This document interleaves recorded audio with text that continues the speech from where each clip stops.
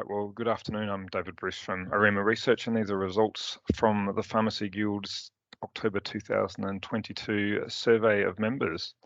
So the survey that we are looking at today was conducted in October 2022. It's the third wave of the survey with some of these questions, and the second wave in the new program that was first conducted in December 2021, but also includes some content from the 2018 CP 2025 surveys. So we'll have in some places data that we can refer back to going to 2018. So the survey that we're looking at today was sent out to members via the Guild Qualtrics system in October 2022, and we had 196 responses. So they're the results that we'll be looking at for this current wave of the survey. The survey has a number of objectives and purposes all rolled into one survey. So when the new survey was put together for members, it actually encompasses several different previous surveys into one integrated survey. The idea being that over time, members will only be asked to participate in the survey once, maybe every once a year as the sample size builds. And the idea is to provide information about the transformation journey that individual members are going on, but also the sector is going on, to provide business and sector intelligence for both the Guild and for individual members, and to collect information that contributes to other sources, so like the Guild Digest, and also to understand experiences about the Guild itself and how the Guild can better support members going forward. So several different sections of the survey, and we'll touch on most of those in these results that we look at today. First section is around sector capabilities, and this is looking at how pharmacies rate their capabilities in a range of operational and strategic areas. So the operational capabilities we've asked about now going back to 2018, and the way this question works, we ask pharmacies to rate their capabilities on the old-fashioned high school report card, where an A is excellent, B is good, C is fair, D is poor, and F's a fail. And we can see here the responses and the ratings across a range of operational capabilities. And we can see at the top there's a sense that pharmacies are providing high quality patient service and effectively managing cash flow. And towards the bottom, we can see the lowest rated characteristics are around performing data analytics on patients' data and finding or attracting good staff. And those are two themes that we come back to several times as we go through this survey. Overall, the ratings that were given by pharmacies that responded in October 22 still higher than the ratings that were provided in 2018 for comparable questions in most places, but in some places slightly lower than what we saw in the responses to the December 2021 wave of the survey. But one of the things that we can see particularly pops up around the middle of the chart here is around effectively managing supply and inventory, which we can see has dropped significantly in the time from the 21 survey to the 2022 survey. And that whole supply chain theme is one that also will come to several times through this presentation of results. When we look at the strategic ratings for strategic capabilities, we can see a couple of things. One is that the strategic ratings are generally somewhat lower than the operational capabilities. And the other pattern that we see here is at the top, we can see the highest rated strategic capabilities are largely around adaptation and adapting to circumstances. But down the bottom, the lowest rated strategic capabilities are more around competing with non-pharmacies and how to do that marketing and innovation to attract consumers and patients. So an opportunity that lies there around capabilities and capability development. The second section of the survey that we're going to look at results from today relates to change, which is obviously a significant part of the experience of most sectors, but particularly the community pharmacy sector and the transformation journey that it's been on for a period of time here. So when we look across the questions that relate to change, we can see that there's been a lot of change in the sector over a period of time. And over the last 3 to 5 years, for example, we can see that a very large proportion of the respondents say that the fundamental operating business model has changed at least quite substantially in the last 3 to 5 years. And we can see that is even higher in the October 2022 results compared to December 21.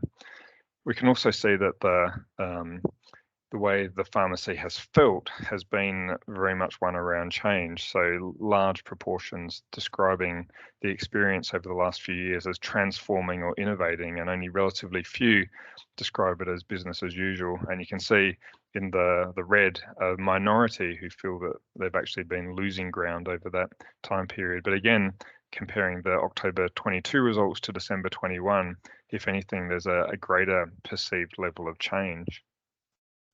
What's interesting, though, is the pace of change. So at the moment, we can see a number of the respondents starting to say, or a greater number of the respondents saying that, if anything, the pace of change has slowed a little bit compared to December 2021.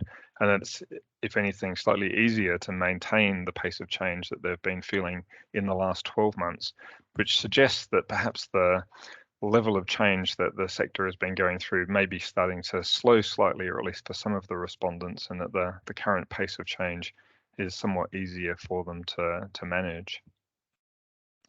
When we look at the sense of innovation, though, across the whole sector, or the degree of change across the whole sector, what's interesting is that there's relatively few pharmacies who feel that the overall level of innovation or change in the sector is about right. There's a proportion who feel that it's not enough, and there's a proportion who feel that it's too much. So while we see that the individual pharmacy level of change might be leveling out, there's still a sense within the sector that the sector as a whole still has space to grow in terms of innovation. And when we ask people to describe how change feels, you can see that they use a variety of different words to describe it. And in December 2021, 56% of the responses fell into the more negative categories around being tired and frustrated and skeptical. So that's actually dropped back to 47% in October 2022, and the proportion who used positive words like engaged and comfortable increased from 36 up to 43%, again suggesting perhaps that pace of change is somewhat more manageable, or at least feels more manageable to respondents in the second half of 2022 compared to the end of 2021. We can also see some of that change occurring in the types of services that pharmacies are offering, and we can see across this whole list quite a variety, or a range, in terms of how prevalent certain services are being offered through pharmacies. But what we can see is some interesting differences even between the December 2021 wave, when we first asked this question, and the October 2022 survey. And what we can see with those coloured arrows is an increase in the provision of vaccination services, but a decrease in the use of things like home delivery services being provided, which is perhaps reflective of the contextual changes that are gone on in that 12 months time frame. And down the bottom, the blue box that you can see there picks out the services that pharmacies indicated that they were most likely to offer in the next 3 to 5 years. And you can see there it's primarily around the digital enablement type of space, around click and collect services, and that patient database, or CRM, which has come through as one of the lower strategic capabilities seen in the sector. And when we just look at the transformation pathways, we can see that the pattern of results here is not greatly dissimilar to what we saw at the end of 2021, which is no huge surprise. We wouldn't expect to see dramatic changes in these in such a relatively short period of time. What we can see is that the provision of health services still sits at the top of this list. Digital enablement is becoming more prevalent, and if anything, is perhaps one of the transformation pathways which is becoming most implemented, as opposed to was previously being implemented. And down the bottom, we can see the community health hub, by contrast, is the least implemented and has the slowest rate of uptake. So overall, the pace of change in the sector has been high and continues to be high, but there's a sense just in the data from this last wave of the survey that pace of change might just be slowing slightly and feeling slightly more manageable to respondents and to pharmacies. Moving on to the market conditions section, and just showing a segment of the results from this section. But one of the things we do with this is to compare questions from the consumer survey, which is run twice a year generally, and was most recently done in July 2022, with the perceptions of pharmacies, and particularly looking to see whether there's any discrepancies between what consumers think is important and what pharmacies think is important. And what we see here is a pattern that we've seen across a number of previous surveys, and it's still apparent here. When we ask consumers what's most important to them in their choice of location or which pharmacy they would choose, they say that the most important is a convenient location, then staff expertise, then lower cost, and finally staff knowing them and their medical history. But when we look at the members survey, what we see in this survey and what we've seen consistently is members overstate the importance of staff knowing the patients and the consumers and their medical history, and underestimate the sense of a lower cost. And when we've done qualitative research around this in the past, what we've found is that there's absolutely times when staff knowing them and their medical history is really important to some patients, and perhaps to lots of patients some of the time. But for a lot of the time, that's not the most important thing to them. However, pharmacists and pharmacy staff spend a lot of time with that relatively small segment of consumers and patients, which is why it looks so strong to the pharmacies themselves. And when we dive into what convenience really means, we can see a similar pattern here, where halfway down the list we can see staff knowing patients from their previous visits is rated reasonably low by consumers as a reason for convenience, but it's actually rated very highly by pharmacies and members. So again, just a point where there's a little bit of a disconnect between what consumers feel and what members think consumers feel. And the other point that's worth raising here is visible in the blue and yellow dots. So these are the top 3 rated items by consumers in terms of what is convenient, and in the yellow dots, what members think consumers find convenient. And we see a theme of time that runs through all of these responses.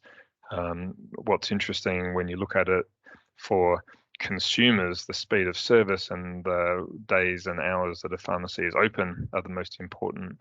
But for pharmacists, what they're thinking is most important to consumers is how close you can park and how long it takes to get there, which is actually quite optimistic really for a lot of pharmacies, given that the travel time and parking is often something which is out of their control.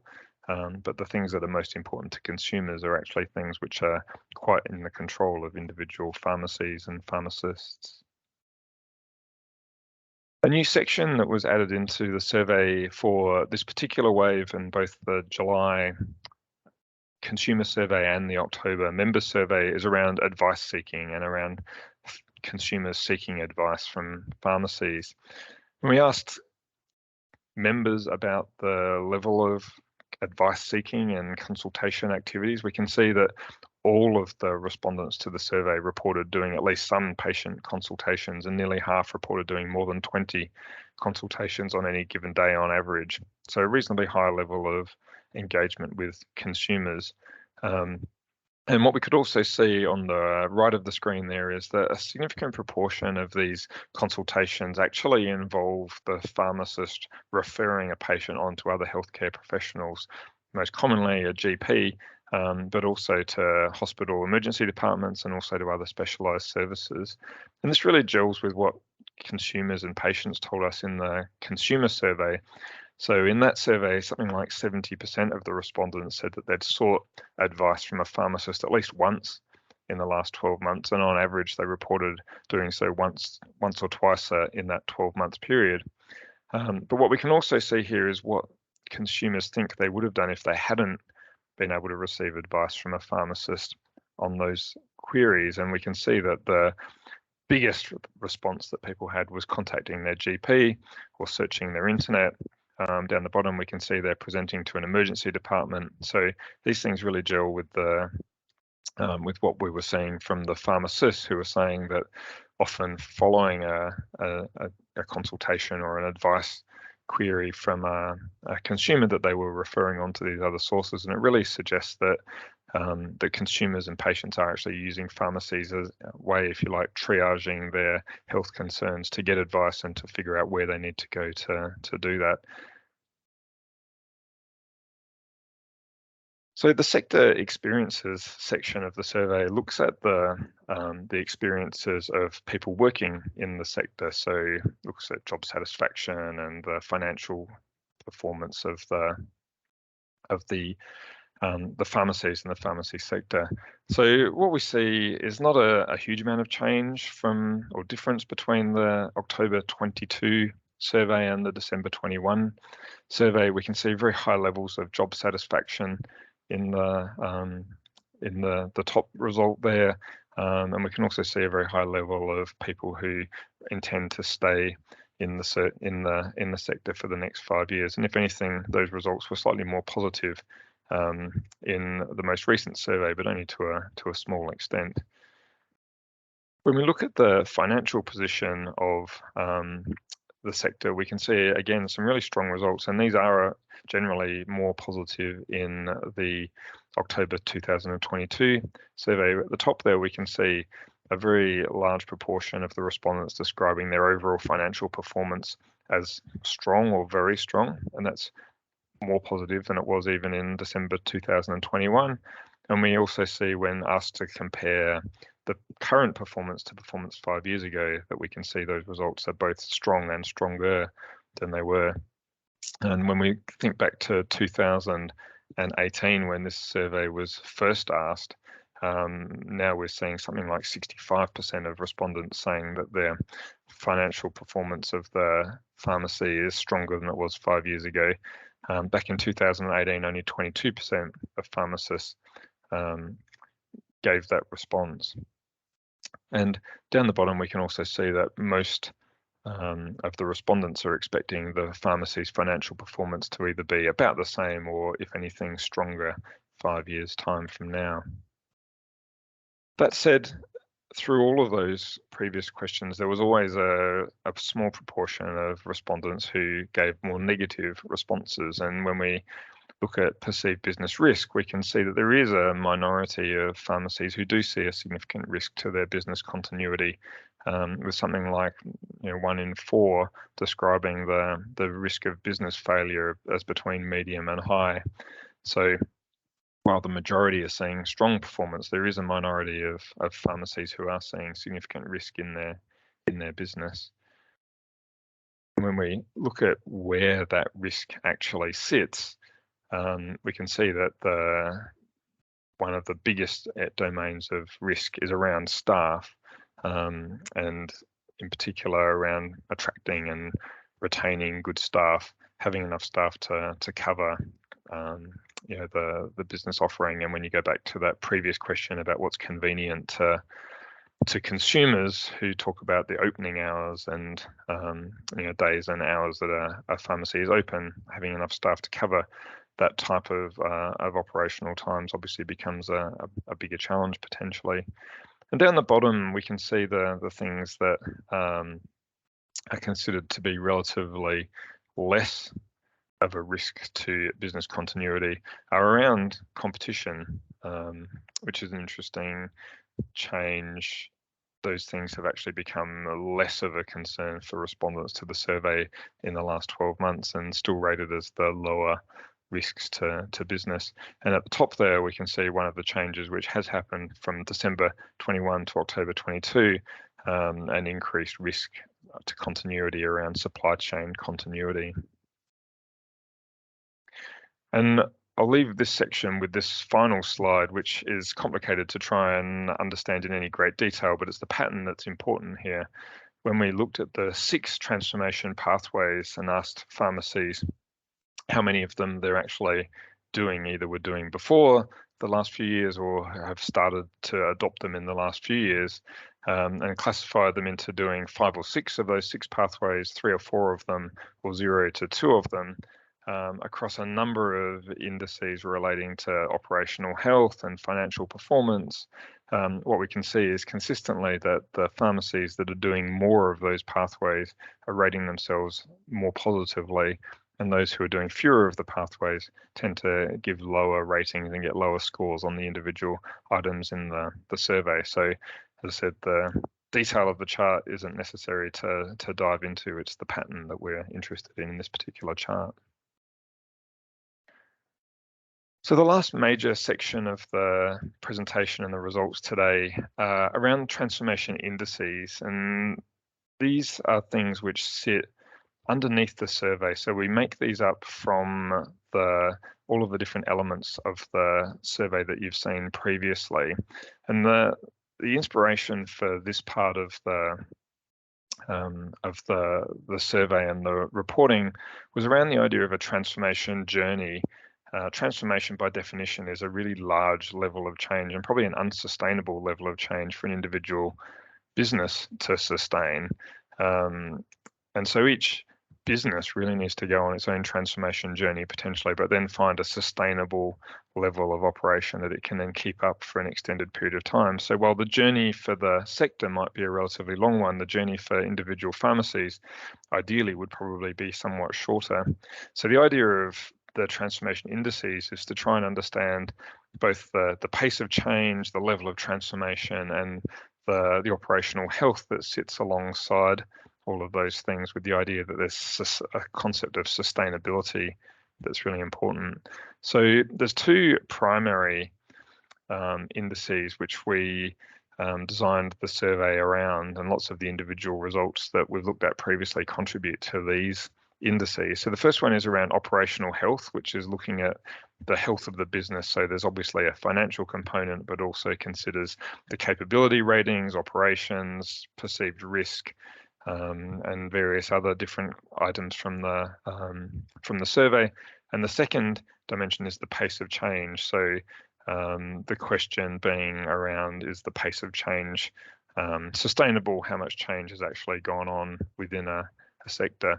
And so we create 2 indices, and then we turn those into a matrix to map the overall sector.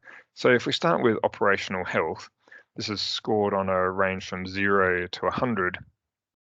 And our hypothesis when we designed this index is that while low performance is obviously concerning, and higher performance is potentially ideal, there's potentially a level of overperforming which is hard to sustain. And so conceptually, we wanted to think about performance as being, there being a sound sweet spot in the middle of performance, which was strong, but not so strong as to be unsustainable. And when we look at the overall results here, we can see that the current operational health index score from 0 to 100 is sitting almost in the middle at 49 out of 100, and was at 46 out of 100 when we first measured it in December last year. And we can see when we look at that broken down that something like 22% of pharmacies who responded scored in the low end of the range, and 14% scored in the strong end of the range. Nobody scored actually in the very strong range, and 2/3 of pharmacies sit in that sound zone in the middle between 40 and 60 out of 100. For the pace of change index, this is easier to conceptualize on a scale where there's too much change at one end and not enough change at the other end. And so this one's scored on a 0, or 0's in the middle, -5 is very passive, +5 is very stressed.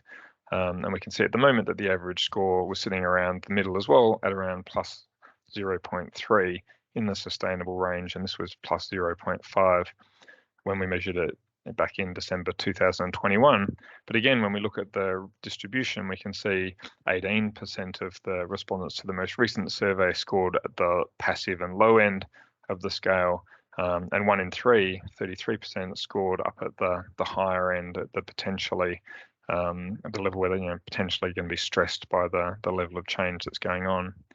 So when we map those 2 things into a matrix, In the middle, we have sort of that Goldilocks zone of being a sustainable pace of change and a sustainable level of operation, or a sound and sustainable level of operation. At the top, we have high levels of performance. At the bottom, we have lower levels of performance. To the right, we have a high level of change, and to the left, a passive level of change.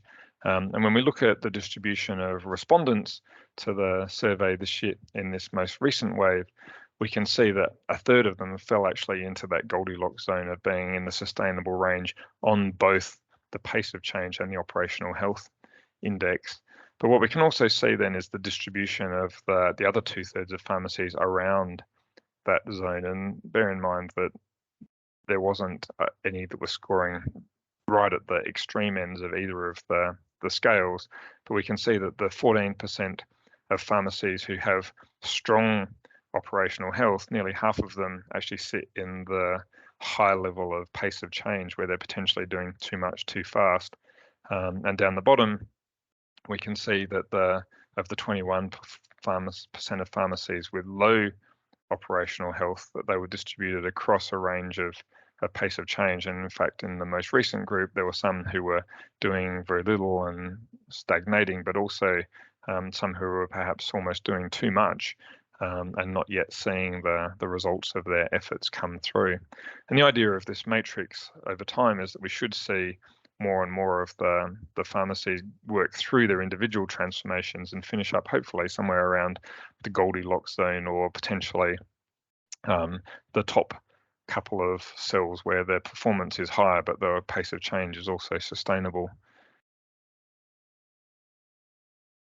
What we do see when we look at that pace of change index, as well as how it relates to other items that are back in the survey previously. So when we asked people how they felt about change, we can see that the group who came through as being scoring very low, so perhaps too little or passive on the pace of change index, were also more likely to have used words like tired and frustrated when describing change compared to the other sectors. And down the bottom, we can see they were more likely to describe the experience as business as usual or losing ground, and least likely to describe it as innovating in particular. And the final index, which is calculated from some of the other questions in the survey, is what we call the practical transformation index. And this basically maps how much change a pharmacy has done over the last 3 to 5 years and how much change it thinks it needs to do over the next 3 to 5 years. And we can see here that 47% of the responding pharmacies in this most recent survey said they'd done a lot of change over the last 3 to 5 years and don't need to do too much change going forwards. And they're the strongest performing pharmacies, and they're also the most optimistic pharmacies. In the apricot colour, there's 24% of pharmacies who haven't really done very much change in the last 3 to 5 years, but also don't see the need to do very much change in the next 3 to 5 years. So these pharmacies are the next strongest performing and the next most optimistic. And so it's likely that either they've done their transformation early and they're now in that sustainable phase, or they're in a lucky situation where they perhaps didn't need to do very much change, or the more negative interpretation that they actually do need to do some change but aren't yet aware of that. On the right-hand side are the two segments in the dark red and the blue that feel that they need to do major changes in the next 3 to 5 years. And that makes up around about a quarter of all of the pharmacies that responded. And what we can see here is the ones who have done lots of change already and still feel they need to do the most change have actually the weakest current financial performance, but they actually relatively, or more moderate, I guess, in their optimism and their intent to stay in the sector. And it's actually the bottom right segment, the ones who have done the least change in the last 3 to 5 years, but see the need to do a lot of change in the next 3 to 5 years, who have not only weak current performance, but they also have low work satisfaction, they have lower optimism, and they have the least expectation of staying in the sector. So to summarize, what do we see across this particular edition of the survey? So I think it's important when we're looking at this survey, so this is only the second wave of the new integrated member survey, So we've got some data from December 2021, and we've got some more data now from October 2022, and we also have in some cases some comparable data back to 2018. But we do need to take some care when looking at the results, and particularly the difference between the October 2022 results and the December 2021 results. What we don't really know at this point is what's the natural level of fluctuation that we see between waves in the survey and what reflects genuine underlying changes, and also just what might reflect contextual changes that have happened in the interim time. Obviously, the COVID situation most obviously is quite different in October 22 than it was in December 2021. So there was a few differences that were observed in the respondents, and again, I just make the point that this doesn't necessarily mean that these things have changed in the sector, but that the pattern of results that we're seeing in these two surveys need to be interpreted in these ways. So we saw somewhat lower ratings of capabilities from the respondents in the most recent survey, and we also saw them reporting, if anything, a greater level of change in the last few years, but perhaps a lower and more sustainable current pace of change compared to the respondents 12 months ago. We also saw somewhat higher satisfaction, somewhat stronger financial performance, and lower risk to business continuity, but also slightly fewer of them reporting some of the some of the transformation pathways being in operation in their pharmacies.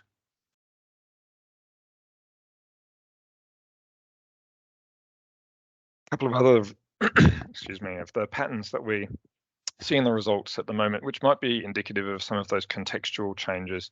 So we see greater identification of supply chain issues, which certainly feels likely to be a real issue in most sectors at the moment, and very likely in the pharmacy sector. And compared to December 2021, we're seeing them report an increased provision of vaccination services, but decreased use of some of the click and collect and home delivery services that perhaps were short-term solutions that were being used by both pharmacies and consumers during the COVID period. But also, and interestingly, a decreased sense of risk associated with competition and changing patient demographics, which is an interesting variation to observe, and one that we'll certainly be keeping an eye on as we go through future waves of the survey, and we'll certainly want to see some of those patterns to really understand what we're seeing in terms of changes versus variations that are sort of natural fluctuations. But overall, the results from the two waves of the survey paint a fairly consistent and strong picture, and these are the things which sit underneath both of the surveys. So overall, we see operational capabilities. Self-ratings remain pretty strong, and certainly stronger than strategic capabilities. And it's that strategic capability around innovating and competing and marketing that's actually the lowest rated capability across those two areas. Perceptions of change in the industry still remain high, although there is a sense that that might be moderating just a little bit in the last 12 months. But at an industry level, there's still a substantial proportion of pharmacies feel that the sector overall isn't innovative enough, even though there's been a lot of change at the level of individual pharmacies.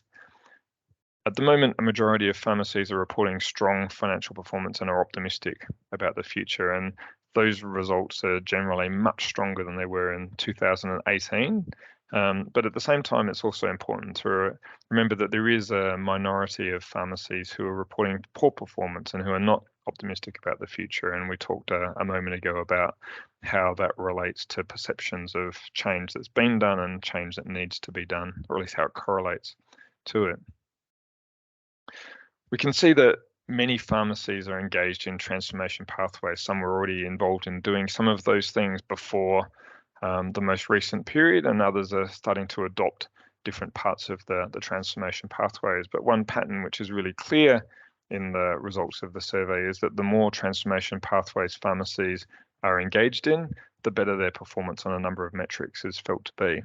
So that activity is related to stronger perceptions of performance. The pharmacies that expect to need to make the most change in the next few years typically report the weakest financial performance, which makes sense. But it's also those ones that have made limited changes so far who are the least optimistic and the least satisfied. So those who have made change, and still need to make change. While their performance isn't yet improving, there's at least a sense of optimism and satisfaction around the sector. Staffing issues remain a perceived risk to the sector, and pharmacies do, and we continue to see this in several different sections, overestimate the importance of staff knowing patients and their medical history. It's absolutely an important thing for some customers all the time, and for most customers some of the time. And pharmacists spend a lot of time with that small segment, but lots of consumers are actually being driven by other considerations, and it's really important for pharmacies to be aware of that, and particularly to understand, around that convenience factor, and what time means in terms of convenience to consumers is a little bit different to what some pharmacies think it means. And many consumers are seeking advice from pharmacies. So quite a few seem to be actually using pharmacy as a way of triaging their health concerns, and we're seeing from both consumers and from pharmacies and pharmacists that use of pharmacies as a point of contact, which then results in consumers being referred on to other sources or other sources of healthcare and support. And finally, in terms of perceptions of the Guild, the feedback from members about the Guild in October 2022 remains strong and consistent from those members who have responded. So the strengths of the Guild are still seen to be around understanding the sector, being influential on policy matters and a source of expert advice. And the key roles they're seeking are around advocacy and government liaison, information around industrial and workplace relations, and early access to information about regulatory changes. And the great majority of the pharmacies who responded are satisfied with the Guild, and the current NPS score is at +40, which is quite strong. And satisfaction, and most usefully satisfaction with the Guild services that are considered most important, is amongst the highest that we see. So that is the summary of results from the October 2022 Pharmacy Guild member survey.